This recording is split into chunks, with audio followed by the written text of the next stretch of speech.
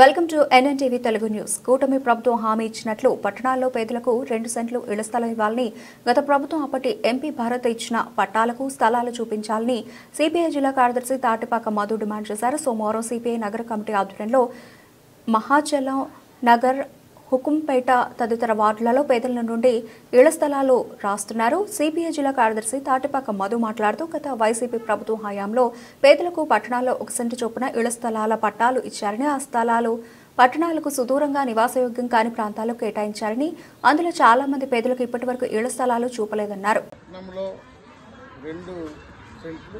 గ్రామీణ ప్రాంతాల్లో 3 సెంట్లు ఇస్తానని చెప్పారు.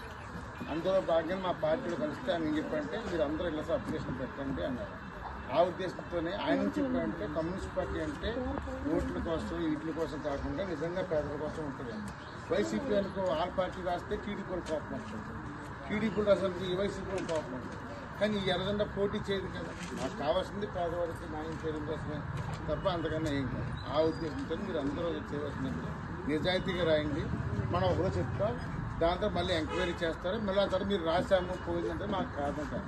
మీ ఆధార్ కార్డు లింక్ ఎట్టి. రెండోది, ఎవరికైనా మీకు ముందు జగన్ ఎన్నికల ముందు పట్టాలు ఇచ్చాడు, వాళ్ళ స్థలం చూపించలేదు చాలామంది.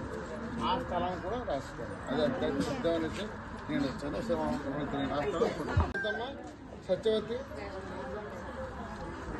సెలవు చెప్తారు.